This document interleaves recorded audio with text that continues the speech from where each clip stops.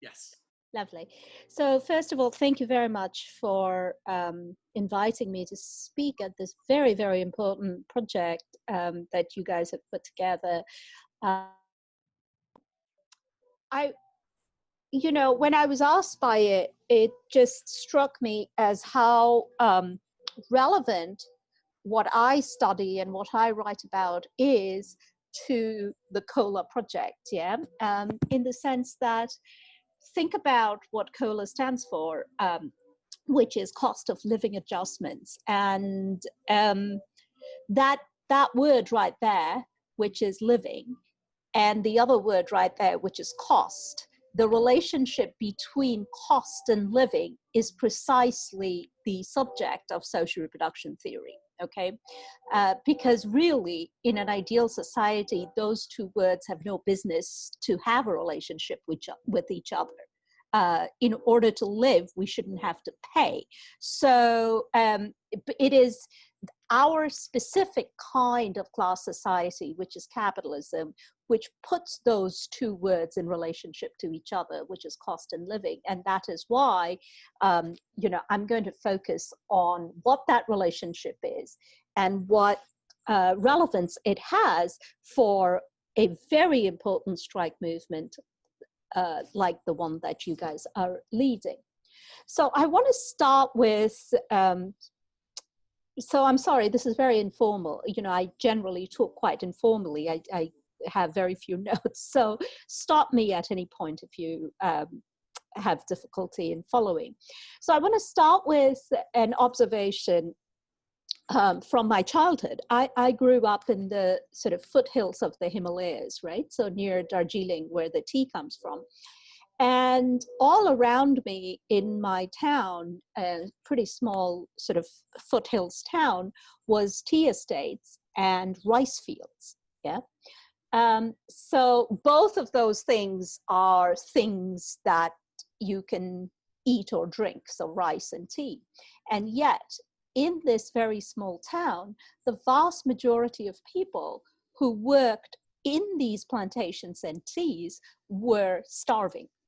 Okay, so they were some of the worst paid with the worst living conditions in this town. Okay, so they lived in slum areas, the plantation workers intervening. Okay, so there were these lush fields of rice and tea, and yet the people who worked in these fields, a lot of them women, were starving. So here was food, and here was starvation, and the people who worked for this food, so living, could not live on the food. So one of the things that strike me from this story is that under capitalism, what we have a situation which is an entirely artificial situation, which is that the wage intervenes between the human being and her ability to access the institutions and the means of living life, right? So the wage is an artificial intervention between human beings and living. So this is why the question of cost of living adjustments is actually very, very important for the kind of rethinking we have to do about both wages as well as how to fight for those wages. Rather, what do wages signify?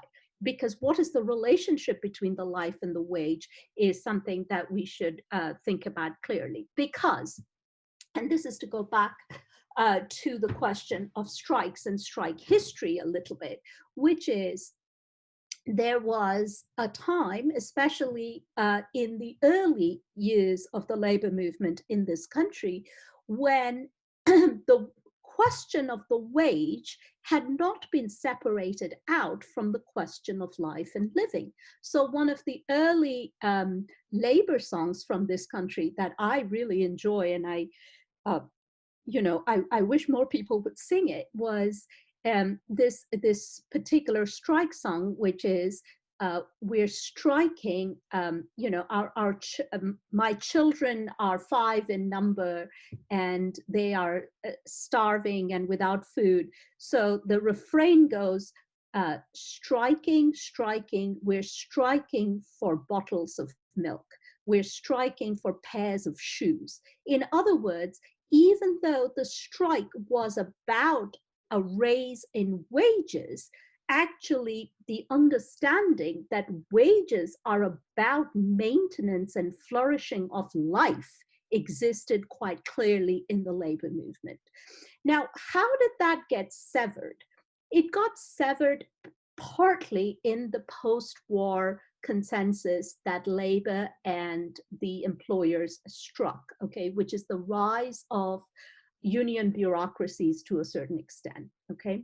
So the question of life then gets separated out, as does the role of rank and file militancy. So union officials now arrive on the scene and they basically do contract negotiations. For vast majority of rank and file union members, the language of the contract negotiations are extremely lurid. I mean, most people don't understand what it is. So the union officials, usually men, then patronizingly explain to the rank and filers, well, this is the way the union works and we will take care of it. And this is about, us trying to improve your wages, okay? So if you try to insert into that matrix anything about, hey, what about, now that we're in our contract bargaining season, what about the fact that I cannot pay the water bills? Then immediately the union bureaucrat would jump in and say, well, that is really not a part of the union's business. That is your own home life, and we need to keep that separate. We are here about wages and benefits, okay? And you not being able to pay your water bill, or the police actually, harassing your children in your neighborhood because you happen to be of a different color, is none of the union's problem. What we're only dealing with is wages and contracts, okay? So this became the culture of union bureaucracies in the post-war era when capital and labor struck a bargain to improve or stabilize American capitalism, okay? So of course, into this paradigm, I mean, if people have watched that excellent film, Salt of the Earth, I don't know if you guys have, it's a brilliant film. And it starts exactly like that. All the men in the union and the union bosses basically say, this is about the strike, about miners and their wages. And the miners' wives say, well, but we don't have clean water in the house. And the union and the husband say, oh, but that's not union business, okay? And then how the whole dynamic changes when the women start participating in the strike. So this consciousness that a strike or a union was about the totality of a worker's life was lost in the post-war period with the rise of union bureaucracies. Were there notable exceptions? Of course. And these notable exceptions were actually wildcat strikes. The most prominent of them is the Memphis 1968 strike of sanitation workers. Now, again, if you go back to that strike, and if you look at some of the ways in which the strike tried to build solidarity, it was a strike about wages and benefits, without a doubt.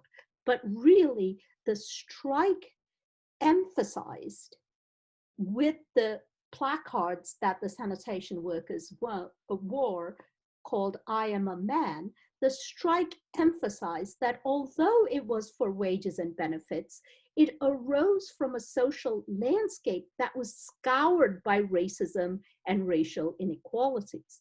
The leaders of the strike were thus not simply workers shaped only by the conditions of work, but race marked them indelibly. So again, this was a strike in a way about living conditions, okay? It was about how racism actually affected the wage. It was about how racism actually affected working conditions. So this is not just about a pen and paper dry calculation of should we raise the wage from $1 to $2. It was about the totality of the workers' lives who were affected through racism and class inequality in order to demand not just a raise, but also dignity, okay? So this is something we have to understand when we talk about a strike like yours, especially the way you have framed it, which is the cost of living adjustments. We have to understand that we are in these kind of situations where we're connecting the work of what I will explain a bit later, what I call life making, with the work that is wage making. When we make these connections, we are fighting for dignity and security in the most commodious sense of these terms.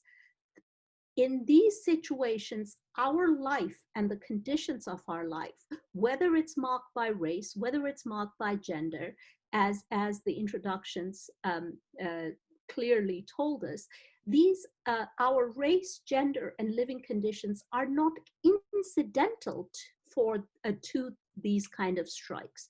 The narratives that we heard, I mean, I went to the UC COLA website when you guys first put it up, and I read the narratives in there of graduate students living in their cars, sleeping on their office floors, living in houses with molds, mold in them, getting sick. These narratives of fear and disrespect about the graduate students' lives and health are not backstories to what is merely a wage struggle. These are actually the central constitutive elements of this strike, okay? So you guys, through this strike and through the way you have unfurled the narrative of this strike, have actually put life making and the imperatives of life making it back into a central dynamic of building solidarity for the strike. So what do I mean by life making? And you know, I don't want to go on too long about this. Social reproduction theory is basically, as I said, this relationship between profit-making and life-making under capitalism. That's the focus of social reproduction theory, or what I call SRT. So the main arguments of SRT are as follows. While capitalism as a system only cares about profit being capital's lifeblood and motor, the system, however, has a relationship of reluctant dependence on processes and institutions of life-making. So institutions of life-making would be all of the necessary labor and institutions you need for the reproduction of life and the maintenance of life. So in a very simple sense, it would be, you know, actually giving birth. So that's reproduction in the most direct sense. But then once the child is born, there are several factors that come into play that will allow the child to live beyond the first few minutes of her or him drawing breath. So some of that is the care work is done within the institution we call the family.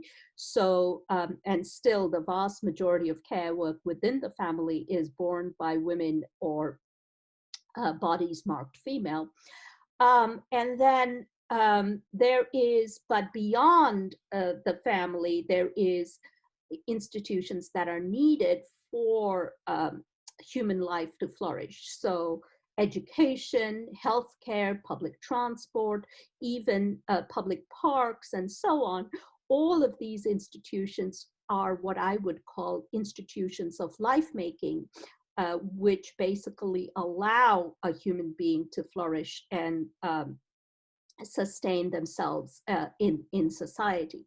And once I name those institutions, you will see very clearly that those are the institutions that are most undervalued under capitalism and are the first to be privatized or just blatantly shut down.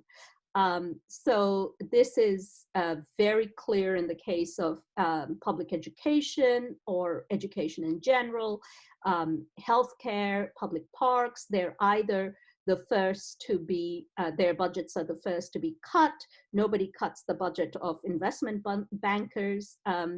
And they are also the first services to be privatized and put beyond the reach of ordinary people.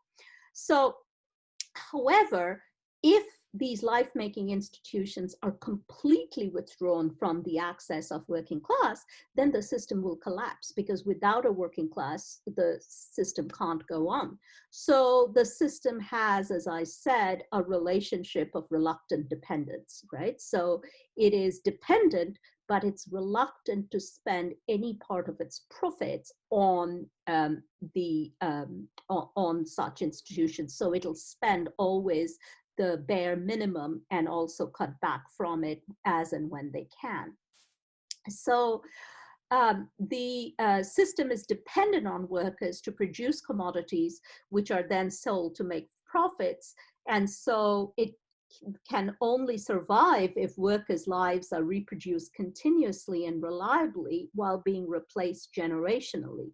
Food, housing, public transport, public schools, and hospitals are all these ingredients of life-making that socially reproduce workers and their families. The level of access to them determines the fate of the class as a whole, and women still perform the bulk of life-making work globally. But capital is also, as I said, reluctant to spend any portion of its profits on processes that sustain and maintain life. This is why all care work is devalued or underpaid under capitalism, while institutions of life-making, such as schools and hospitals, are either constantly privatized or underfunded. Now, the COVID-19 pandemic is forcing capitalism in a way to temporarily prioritize life-making. New hospitals are being created to care for the sick. Normally, draconian immigration laws are being relaxed, while posh hotels are being commandeered to house the homeless. But we're also seeing a simultaneous escalation in the carceral functions of capitalist states. So this is nowhere more clear than Israel using the crisis to enhance surveillance.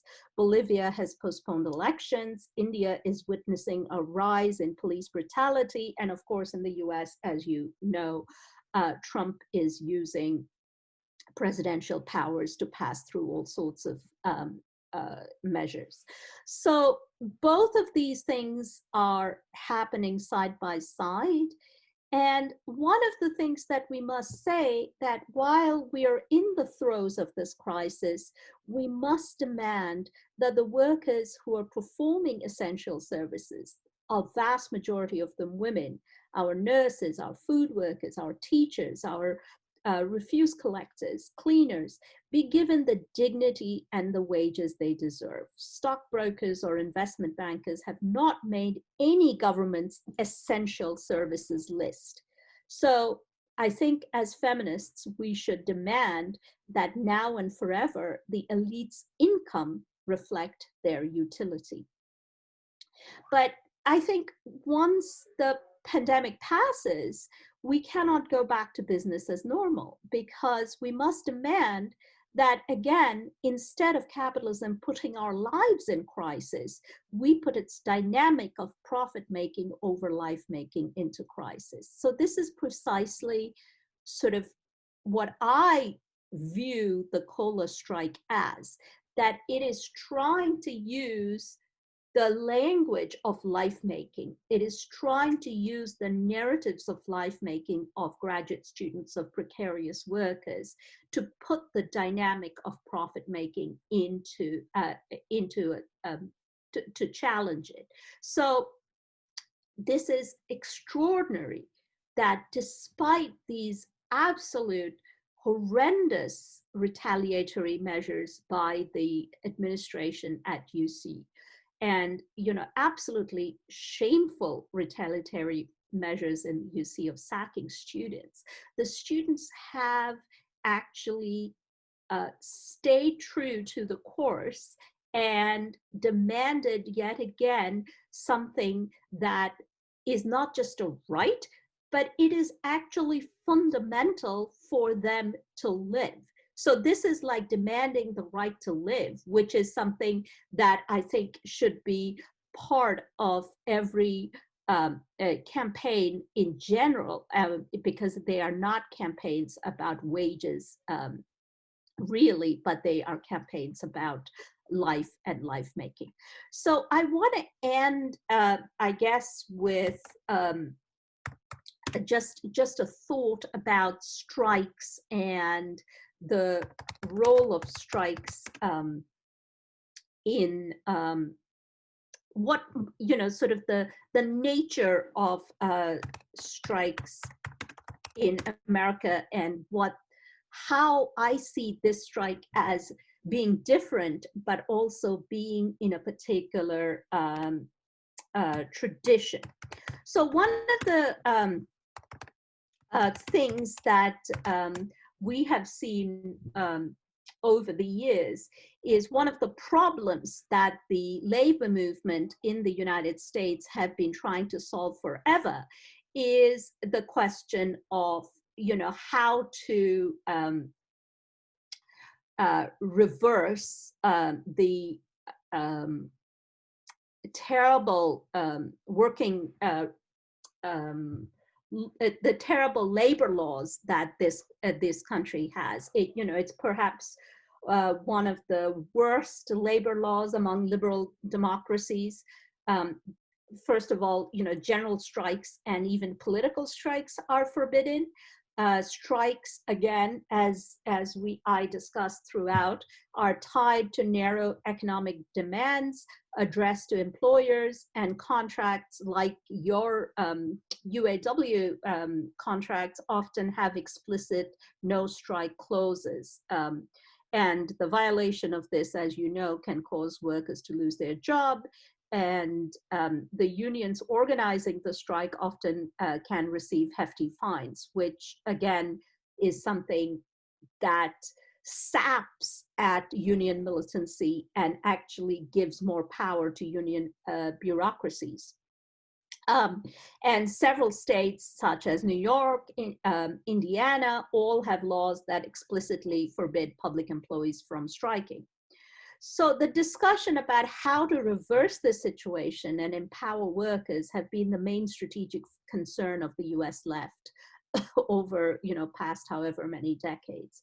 Yet one of the dangers I see in this discussion is that of reducing class struggle to economic struggle alone, and of conflating capitalist social relations with the formal economy in the narrow sense. And again, we come back to where you only negotiate for the wage as if it was a standalone category rather than an artificial intervention between you and life. So when we strike, we're actually striking for lives. We're not striking for wages. And yet, in the language of union bureaucracies and in the language of union contracts, it always often seems that we are striking for wages, as if that was an end in itself.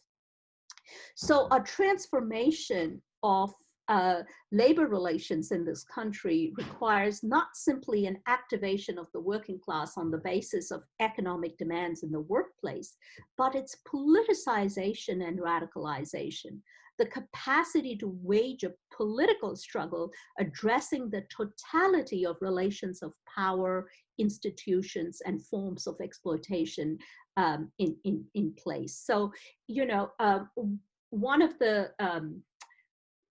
most inspirational strikes in the sort of last 10 years, the first, I would say, inspirational strike in the last 10 years was the Chicago Teachers Union strike. And one of the things that they argued for is that the students and their lives and the teachers and their lives be considered as part of the union's business, you know. So the fact that there was police violence, racialized police violence in the neighborhood where the children went to school was of course the union's business, because racialized police killings of Black people in the South Side of Chicago actually affected the learning conditions of the students and affected the teaching conditions in the classroom. So the union managed to pull together a totality of the experience of the working class of Chicago into articulating the demands of the union, which is why the vast majority of Chicago, working class Chicago, came out in support of the strike in 2012. You know, if you walk, I walked in the picket lines during that time. I would drive up to Chicago and I went to the mass rallies. If you went to the mass rallies, it was astonishing. It was an extraordinary sight in Chicago, which was essentially folks just lining up the sides of the street when the teachers marked, and you know, sort of a wave of red, and people waving from their windows and supporting the teachers. And the reason this happened is because the union managed to, calling itself a social justice union, it managed to weave together the life stories of students and teachers with the demands of the union, rather than the demands of the union cutting out these life stories and presenting the wage as an end in itself. So this transformation, or the radicalization, cannot be achieved by improving and expanding rank and file organizing in the workplace alone, although that is very, very important. One of the central problems radical labor organizing faces is its political and social isolation and invisibility, right? This is why the kind of strike talks that you guys are organizing, the Strike University, is so very important to break out of that isolation and invisibility. Laying the groundwork for the revitalization of working class power will require operating on different levels, creating large social coalitions acting inside and outside workplaces, and establishing bonds of solidarity and trust among labor, anti-racist, feminist, student, and anti-imperialist organizers and activists. It also means harnessing social imagination through creative, intellectual, and theoretical interventions and experimentation with new practices and languages. So this is how, instead of a narrow focus on workplace struggles, we see through the struggles like COLA and struggles like you know, the Memphis strike, we see a connection of movements based on gender, race, ethnicity, and sexuality together with labor organizing and, say, environmental activism. And only by creating this collective totality will we be able to address the complexity of issues and demands put forward by these various forms of mobilization. So I want to just end by saying that this is why I think the path that you guys are pursuing, and let's just remember that all original labor movements began as wildcat strikes, right? So all power to the wildcat. So the kind of path that you're pursuing to insist on the life stories of the students, insist on the fact that students are workers and working under these terrible conditions and unable to meet the demands of life, are actually a very powerful weapon that should be actually copied and provide as a model to other strike movements and so on. And I was in West Virginia when the strike began. I went there to talk to the workers and the teachers, and it was just extraordinary the way the strike, the way the union bureaucracy was insisting on, again, keeping the narrative and the discourse of the strike limited to wages and benefits, but how the actual strikers and the leaders of the Wildcat strike were talking about the various ways in which the strike was completely gendered, because the vast majority, 80% of the strikers were women, right? So, and the role that gender played in sort of enhancing the sort of exploitative conditions. I'll give you just one tiny example.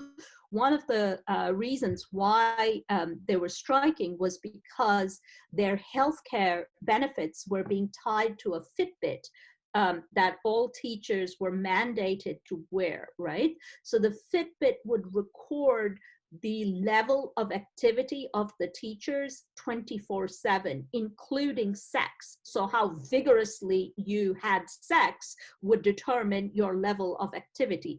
And your healthcare premium would depend on your level of activity that the Fitbit recorded.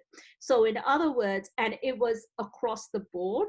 So in other words, if you were a 25-year-old young man who went to the gym regularly and was a gym instructor in a high school, your level of activity was being judged on the same scale as a 57-year-old teacher, a female teacher who've had knee replacement surgery, right? So, and your premium would be judged on the basis of that scale. So whoever was the fitter would get a lesser premium on their healthcare.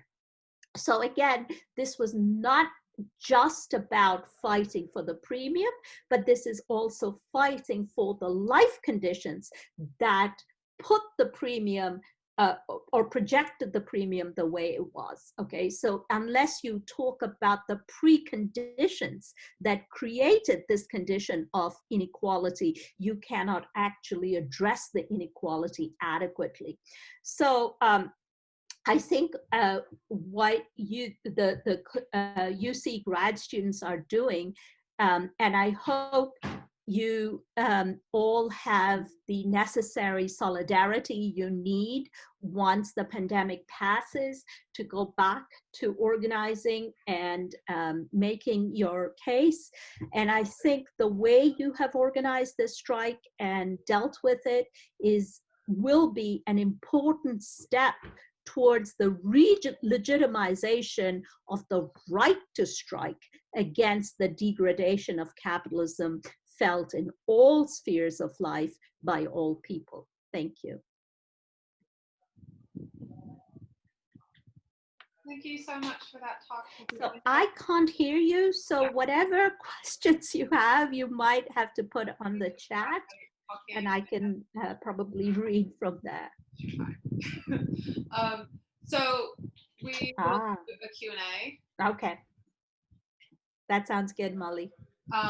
So perhaps if folks want to type their questions into the chat, and we'll just run stack based on who does their question first, if that makes sense. I know we have a little bit of a dynamic here with Tithi not being able to hear us. So if anyone wants to go first, you type a question. I know Samasa, you had posted something during the chat. I don't know if that's something you might want to follow up on or not, but it's just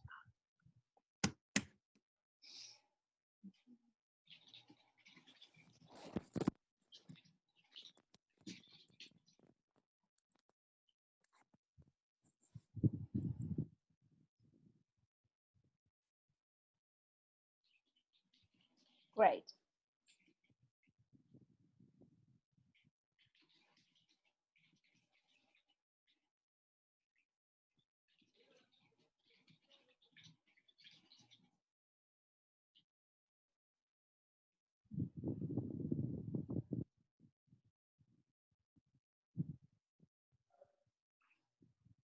think it was Shall I just answer it, the first question? So Okay. So capitalism not seek, so the question is for everyone else, from Avanish, why does capitalism not seek to aid social reproduction if it benefits so much from it? How does the university act as a capitalist machine to do so? Okay, so why doesn't capitalism seek to aid social reproduction? Okay, so like I said, you know, it is a relationship of reluctant dependence. So if you look at the history of early industrial capitalism, you know, one of the books to read about that, which is a wonderful graphic description, is Engels's, Friedrich Engels's History of the Working Class in England, which is a description of working class lives in Manchester and London. And in the early days of capitalism had not figured this relationship out between profit making and life making. So when it first came into place, it was all about profit making. It didn't care about life making at all. So basically, it just allowed workers to die. So yeah, that's it. That's the one. And so it just allowed workers to die in this, I mean, and the descriptions that you see in early industrial capitalism is just horrific, you know, because both men, women, and children worked in these early mills, often 12 hours a day, which is where we're going back today with the sweatshops and things, right? With workers working about 12 hours a day. So this was, and capital would not pay any money from its profits for taxes or whatever for housing. So workers died on the streets and lived in no housing at all, so they could just live the way they wanted. So basically, what ended up happening is workers dying in large numbers. Now, that is something that capital cannot afford. So this is where, excuse me, new labor laws came into place on behalf of capital. So the government actually started passing labor laws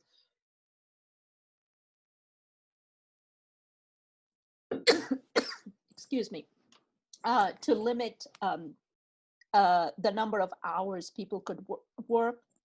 A gendered inflection also came into place for the first time. Government officials started saying, well, let's make it so that men go to work and women stay home and do all the care work at home. So this sort of division between, so women were thrown out of factory work and seen as working at home and doing this. So capital got what it wanted. Without paying the women, it got life-making work out of them. So factories continue to have this reliable chain of workers generationally being reproduced, but didn't have to pay too much money for it. So it had to forego, however, that kind of profit which it was making in the first part of its reign, which was hand over fist. It had to forego some of that profit, but in return, it got, you know, sort of this reliable supply chain of workers, with women performing free of cost a lot of that work. So this is, so in other words, that's why it, when it aids social reproduction at all, it does it because it just has to. So in the sense, it will not pay money towards schools and hospitals unless it actually threatens profit in the longer run, okay? So if a country has a completely uneducated working class, then it doesn't actually help make profits. So it is in the interest of capital to invest some amount of money in social reproduction practices and life-making institutions and so on.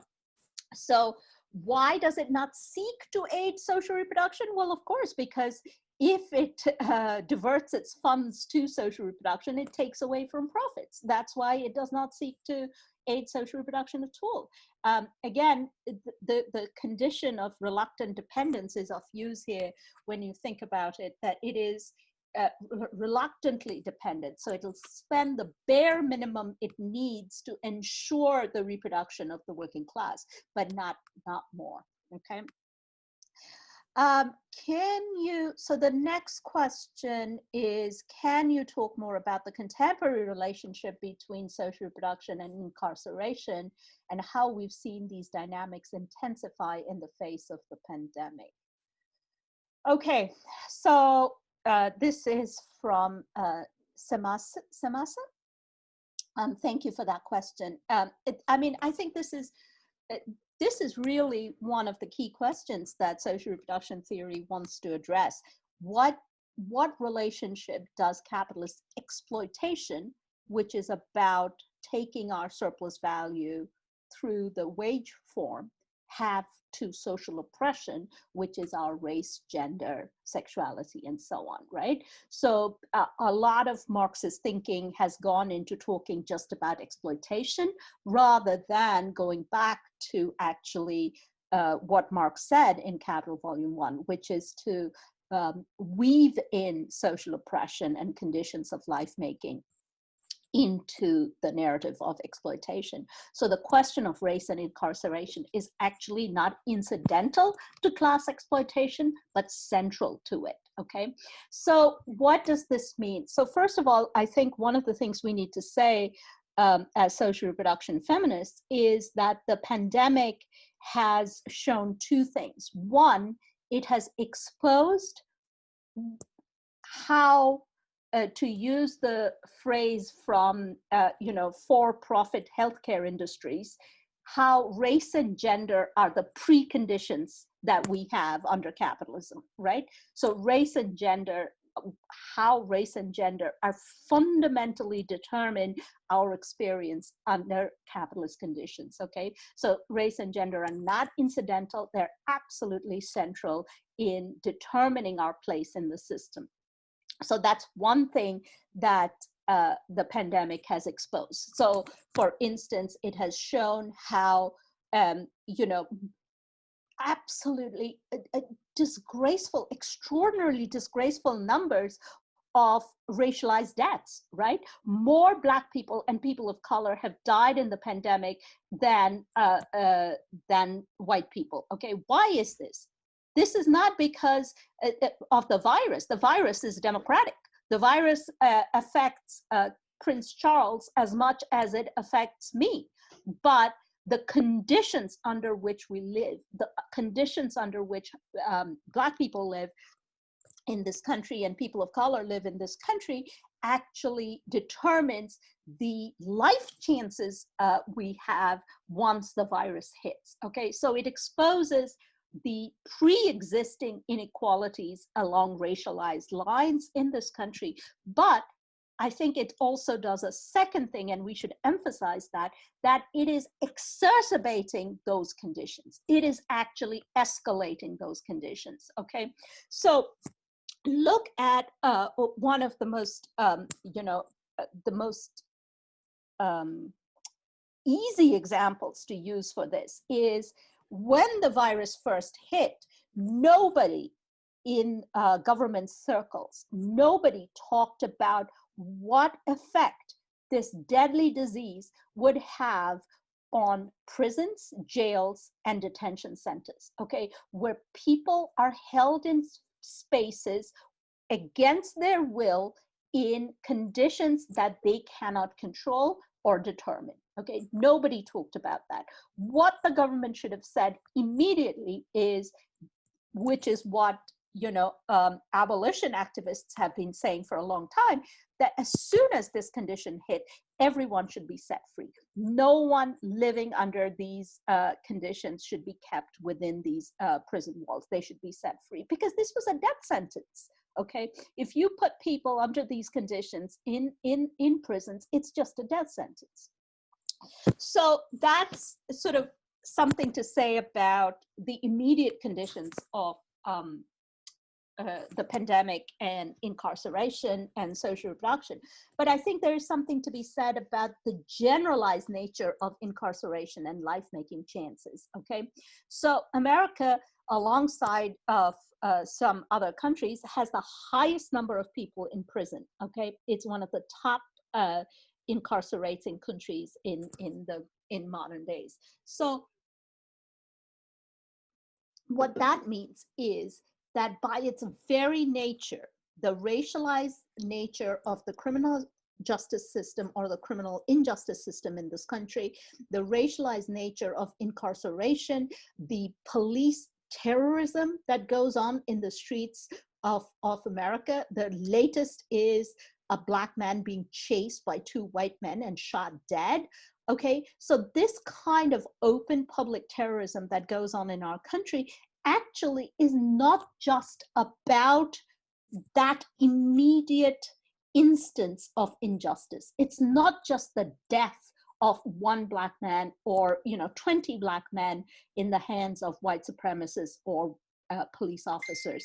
It is actually about affecting the life chances of entire generations of Black people, okay? So this means that in neighborhoods where the police does this terrorism, those children growing up in these neighborhoods do worse in schools and are affected worse in schools than people in rich neighborhoods, okay? So their life-making chances are being affected by the general processes of racialized capitalism, okay? So this is something that we have to take into account. So one of the strike, so I'll give you an example from a strike experience of mine. So when these Wildcat strikes, teacher strikes were going on, I went to West Virginia, but I also went to Kentucky. So I went to Kentucky during their sick out, and I went and spoke to Black teachers and to discuss the strike and how they were being affected. So the same legislature in Kentucky that was passing a bill to attack teachers' benefits and pensions were also passing what they called a gang bill. Okay, a gang bill was a bill which was going to clear the streets of gangs.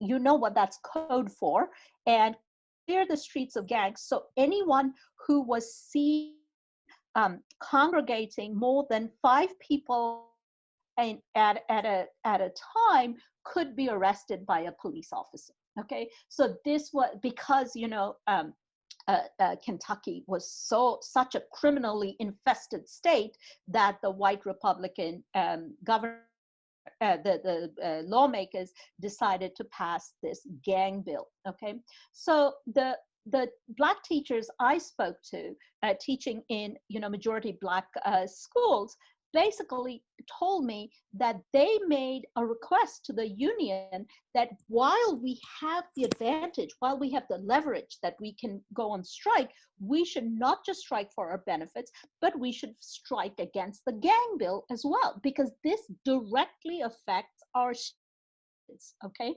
And the ability of our students to flourish in our classrooms. The union said, no, the gang bill has nothing to do with our wages and benefits. It has nothing to do with our pensions. We cannot actually address the gang bill, okay? So again, if you had a social reproduction approach to unions and strikes, if you saw race and gender as being central to how your entire life is affected and your life chances were affected, you would never say something so unbelievably stupid and racist as the union leaders did, right? That the gang bill has nothing to do with union work. So in general, I think what we can say is we have to fight in our movements and in our thinking this idea of capitalism being a class system alone. We have to talk about how class is essentially experienced as race and gender, and not as this sort of dry economic category which has nothing to do with our lives. Okay.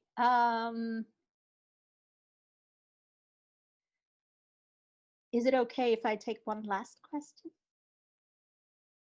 Are we over time, or? No, I mean, we can keep going as long as you're able to. I mean, we don't really have. Okay, so this is. So I mean, take as many as you want, but obviously I know that we don't have unlimited amounts of time. So someone says. Oh, great! So it says. Your answer seems to have much in common with Raj Patel and Jason Moore's arguments in 7 Cheap Things. Yes, it does, and thank you. Jason's a good friend, so he's so yes, and his arguments are very much SRT inflected arguments as well. So yes, it's absolutely right. Okay, so Samiha Khalil, can you please talk about the designation of certain jobs as essential, and how does it relate to your concept of life making? What are we striking to interrupt beyond the walls of the UC? Okay, so what is essential? So it's funny, but you will see that under this pandemic, capitalism has been forced to recognize life-making activities as essential because it's a public health crisis, okay? So it has put garbage collecting worker comrades, teachers, nurses, food production workers on their essential list. So none of the, as I said before, stockbrokers or investment bankers made that essential list. So this is in a fair society not run by profit. All these jobs that are there for sustaining and flourishing of life should be considered essential jobs and should be given the dignity and respect that it deserves. Whereas in capitalist societies, these jobs are undervalued. So this is kind of essential as we are talking about it. But when capitalism in recent days, especially under the pandemic, has called these jobs essential, we should also be a little careful about their designation of these jobs as essential. We should be careful in 2 respects. One is that we should tell them you should put your money where your mouth is, that if you do think these are essential, then pay them enough. That's why I love your designator, fuck you, pay us. You know, so that's something we should say to the system loudly and clearly, that if you think these are essential jobs, then please pay us. But we should also be wary of the essential title that capitalism designates, because we cannot go with capitalism's designators, right? Because a poet is not essential to capitalism, but a poet is absolutely essential for the flourishing of life. We want a society where we do not just sustain life, but we have a flourishing of life, right? And in such a society, poets and artists will be fundamental, much more fundamental than, real estate agents. Why do we need real estate agents? We need poets and artists. So, because houses, I hope, will not be bought and sold. So this designator of essential, while it's important right now in drawing attention to the important work of nurses and teachers and garbage collectors, sanitation workers, and so on, while it's very important, because it draws attention, it is also something that we should not leave capitalism to decide, because their essential is not our essential. We should have the right and the collective strength to determine which jobs are essential to us. What are you striking to interrupt beyond the walls of the UC? Okay, so that's a very, very key question, and I'm sure you know the answer to that, but I will just attempt very briefly, which is to say, first of all, any strike is inspirational to the class as a whole. Okay, whenever you strike in whatever shape and form for however many large number of days or a small number of days, any strike is an inspiration, because any strike is an interruption of capitalism's dynamic. Okay, it interrupts two things. One, it interrupts the actual profit-making capacity. Okay, so the UC cannot actually function. It's not a profit-making institution the way Apple is, but it cannot actually function because you have said, I'm sorry, we're not doing any grading. Okay, so it stops the working dynamic of an institution. So it's incredibly powerful. But it also interrupts in a different sense. It interrupts the logic of the system. It says that our collective power is actually running the university rather than the well-paid administrators. Okay, so when we stop working, the university stops working. So this recognition is there in every strike, that it is the collective power of workers that actually run this workplace rather than the other way around. So that recognition is incredibly important, not just for the strikers at UC to remember, to realize through the process of striking, but other people watching your strike realizes the collective power of striking and workers. And that is incredibly important. So you're interrupting two of capital's fundamental dynamics, and I think nothing could be stronger and more powerful than that.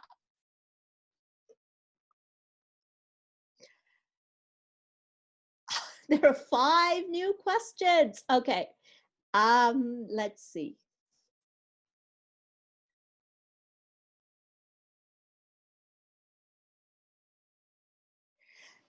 You know, if you guys, there are more questions, I'd be happy to kind of write out a blog post or something and send it to one of you, because you know, I've enjoyed answering these questions, and these are very important discussion topics. So maybe you can send us some of these and I can write out responses. Does that make sense? Well, I can't hear you, but I hope that makes sense. Well, thank you so much. It was so wonderful and such an honor to speak to strikers as always. And good luck with all your struggles, okay? Solidarity. Take care.